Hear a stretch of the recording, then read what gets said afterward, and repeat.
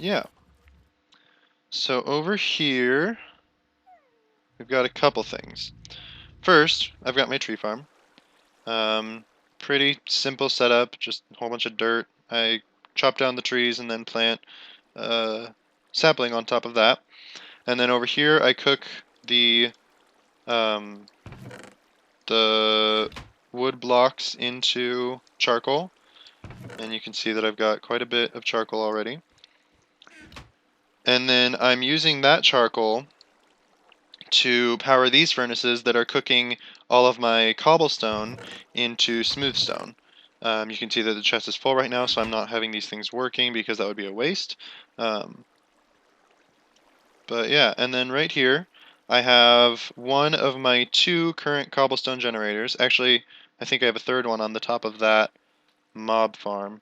Um, yeah, but this one was the second type of cobble generator that I created. So the one that I think is up there was the first one. It was a very basic one. You can YouTube cobblestone generator and find it anywhere. Um, this one is a little more complicated. It involves some redstone that you can't really see right now, and then right here are some pistons. So basically, I can mine up all of this cobble, and then I come over here and I have a switch down there.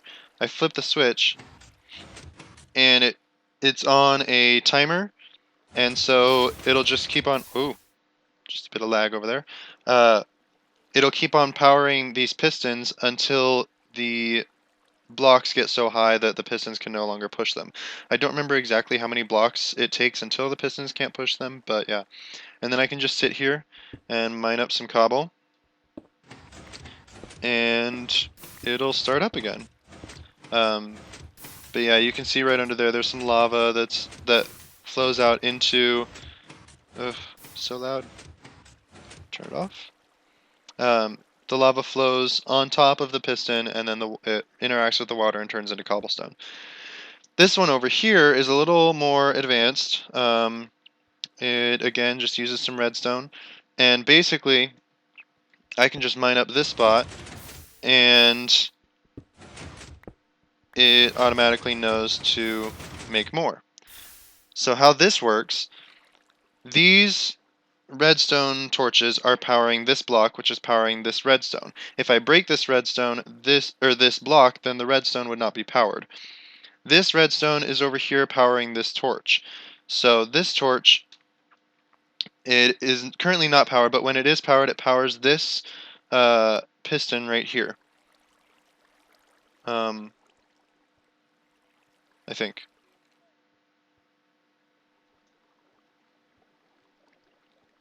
Yeah. I'm not exactly sure how it works. Anyway, but when this one moves up, this one is a sticky piston, and so it pulls those blocks up, and then this one pushes them forward. And when this block is removed, there's a redstone torch right underneath it, and that redstone torch is powering this block, which is powering this redstone, which is powering this block, powering this redstone torch, which turns this off. Um, yeah. Again, I'm not exactly sure how it works, but it does. So I just looked it up on YouTube, and I'm sure someone's going to correct me in the comments if they watch this video and know how it works, but that's basically it. One of my projects that I want to work on is a smooth stone generator, um, and I will try to do that on camera, and I will show you guys when I do that, but I'm not doing that right now, so that's this. I've got some nether wart growing over here. Over here, I've got a sugarcane farm, potato farm, and carrot farm. These are not automated, but that's another project that I'm going to work on.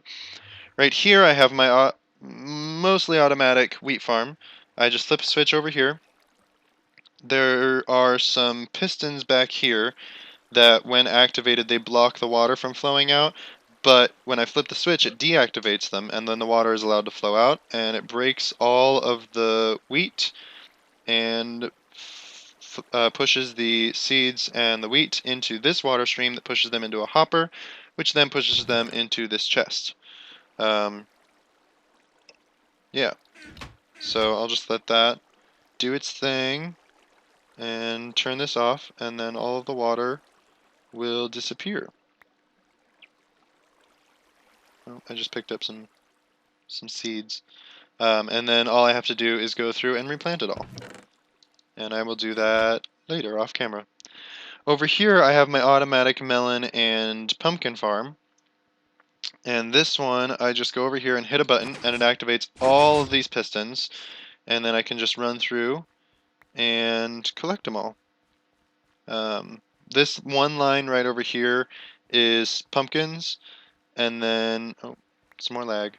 There's a lot of lag on this server today. And then these 3 lines are all melons.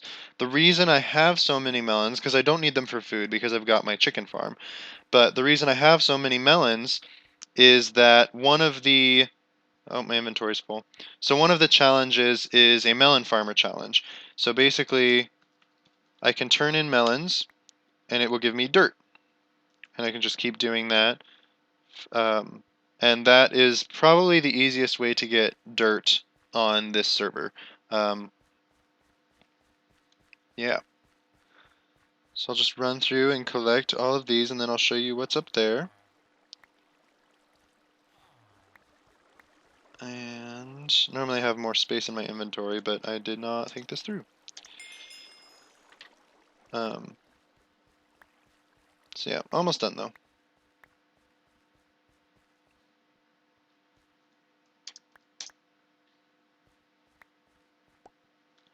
Okay. Then I just dump them all in here.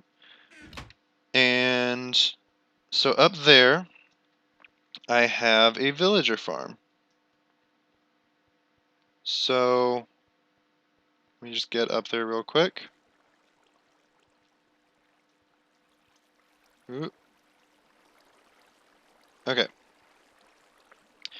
So over here I have a ton of doors, and the villagers think that these are doors in their village.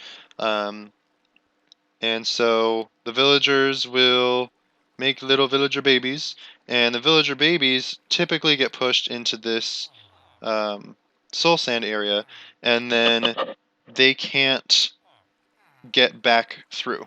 And then once they are fully grown, their head hits this water and they swim upwards, and then they swim all the way along this path to get to this building over here. This building is where I keep all of my villagers and use them for trades.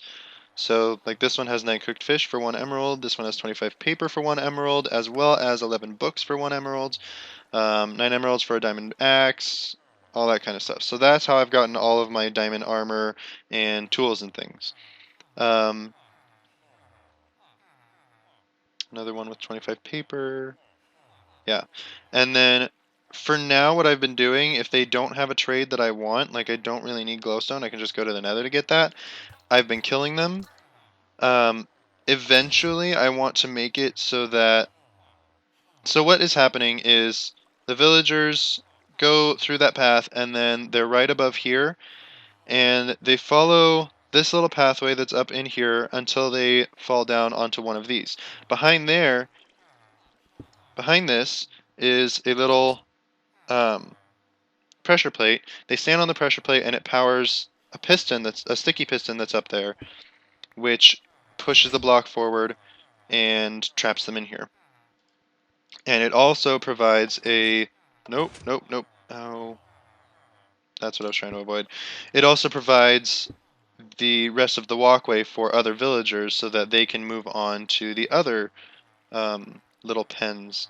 And you... 13 emeralds for pants. I don't think I have a pant trade yet, so I won't kill you. I'll try to capture you again later.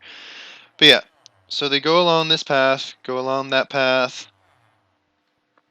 and then they come around here, and keep on going along this path, and at the end over here, I haven't really finished it, so for now, you can't really see it.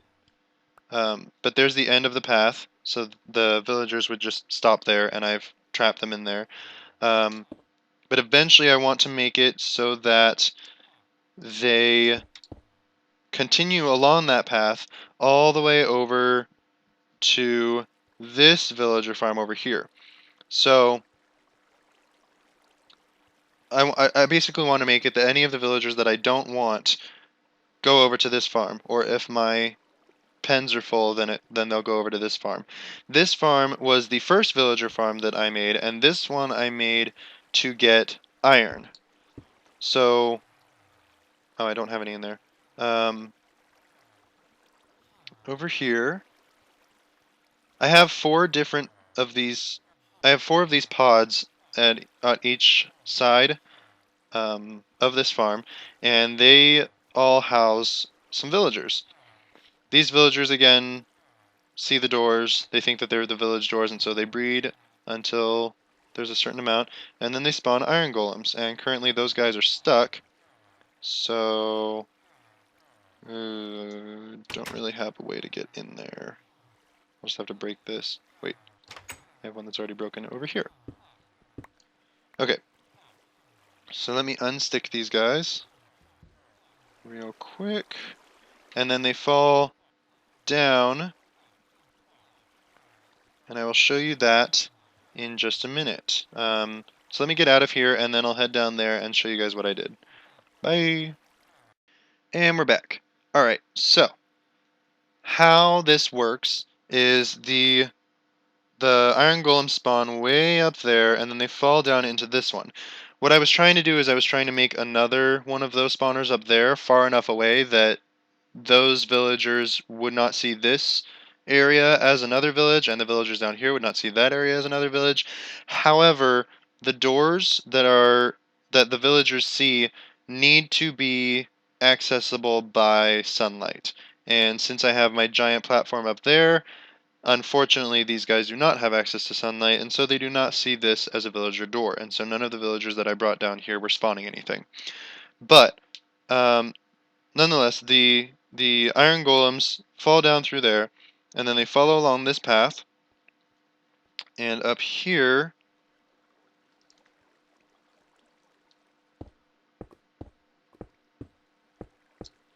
is a little lava blade. While they're following along this path, they get damaged by the lava blade until they drop down in there, and then all I have to do is step on this piston, and it kills them. And that's how I've gotten all of my iron and my poppies. The way this works, the iron golems are 2 by 2 by 3, so they're 3 tall, and then 2 by 2. And since they're 2 by 2, if I push out that block, that pressure plate is powering a piston behind that block.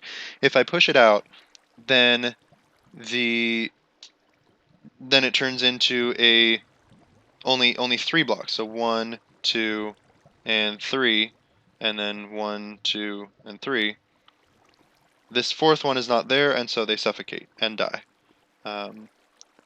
Apparently in 1.8 that will change because you have to kill them manually in order to get their drops, unfortunately. So this whole mechanism will be broken. And then I have a little AFK room right there for that. Right here I have a giant... Oh, okay. Right here I have a giant water tower. It's really useful. Another one of the commands is /is or /island, and it teleports you back to your island. So if you're ever falling out of the world, you can just do that and you'll be right back.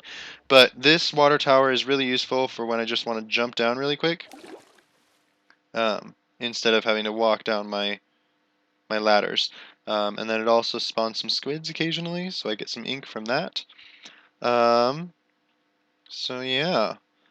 Then down here I have 2 different farms that I'm working on. I'll show you this one first. It's not finished, and unfortunately there are a bunch of mobs that are I hear slimes. I'm assuming they're in there. Unfortunately, there's a ton of mobs that spawn up there, but once I'm done, hopefully that'll be fixed. But anyways, so I found a slime chunk and built this structure around it. So slimes in there spawn, they walk off the edges, fall down into the water, and the water... I'll break these a little bit.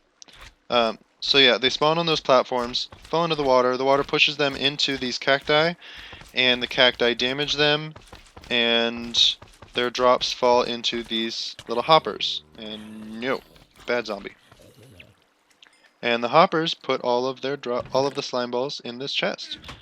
So this is really easy if you want like a sticky piston, or it's really useful. It's not easy to make. It's actually really time consuming. But if you want any sticky pistons or anything like that, you can do that.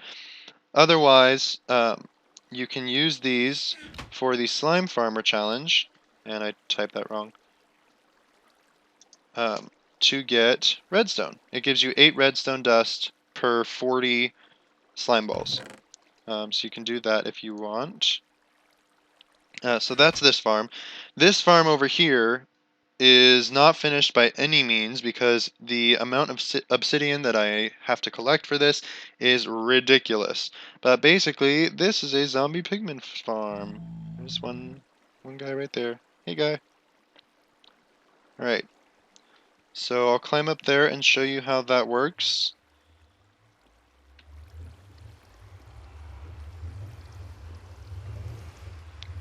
So, portals in the overworld have a chance of spawning zombie pigmen. So, with each portal frame adds to the chance of spawning a pigman, apparently. And the pigmen, again, see these trapdoors as a block. And so they'll walk off the trapdoor, or off the portal, onto what they think is a block, and into the water. The water pushes them over here, and then into this stream, and that stream pushes them all the way to that little chamber that you saw the one pigman in. So you see there's this little guy trying to fight the stream, but he will not succeed. Ha ha ha. This design is very efficient as far as obsidian goes because, for example, this...